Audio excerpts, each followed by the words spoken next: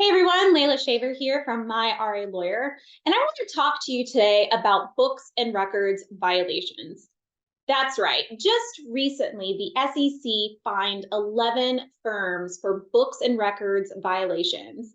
And it wasn't like a $100,000 fine or like a $200,000 fine or even a $500,000 fine. Between these 11 firms, they were fined $289 million. That's a shit ton of money for some books and records violations.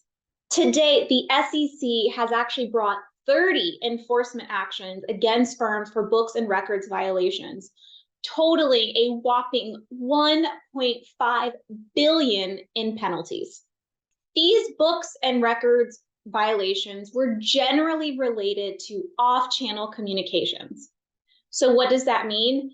That means advisors, executives, client services folks were text messaging for business purposes through personal devices, using applications like WhatsApp to communicate.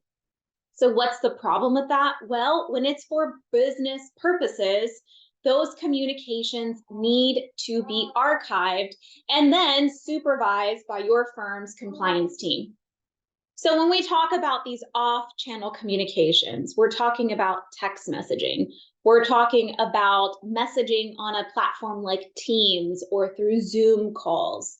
We're talking about communications on social media platforms like Facebook, LinkedIn.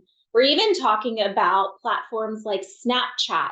All of these different applications allow for communication. So where you're communicating about the business with your clients, with colleagues, these are communications that are required to be archived. And that means the firm has to keep a record of all of these communications. Why? Because you're using them for business purposes. And then on top of it, once it is archived, your firm's compliance team is required to supervise those communications to make sure shady shit isn't happening.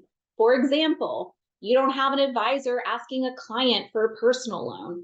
You don't have an advisor promising 20, 30, 40, 50, 100% returns on someone's investment.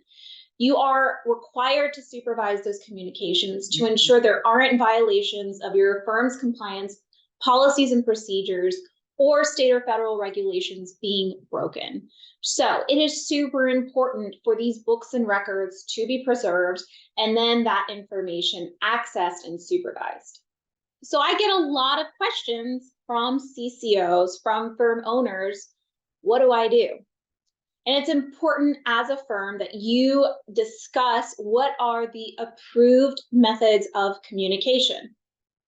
If you don't want your team text messaging each other or clients, then you need to make sure that's explicitly stated. And you need to make sure it's in your policies and procedures. Like these 11 firms who were fined, every SEC enforcement action always ends with this concept of violating these regulations, but also failing to implement policies and procedures that would have addressed these issues and would have allowed testing that would have uncovered this wrongdoing. So you want to make sure you are looking at your compliance manual. Go ahead, blow the dust off of it and review it. Make sure it's up to date. Make sure you have a way and a method for your team to notify you when they're using an off-channel communication method. Sometimes it's by accident. Let's be real. Some of your clients are friends, they're family members. It may feel very natural for them to reach out to you personally on your personal device through text messaging. But keep in mind, if it's not approved, you're violating your firm's books and records requirements and your firm's policies and procedures governing you. My advice to you, do not use personal devices. Why? Because when someone leaves, you have no way of knowing what they're leaving with.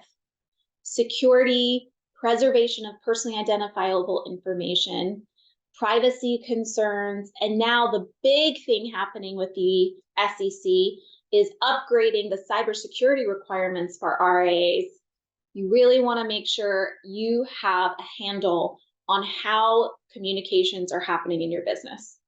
So if you want a word of advice, don't let personal devices come into play. Otherwise, you could be in the next batch of firms being charged $289 million in books and records violations.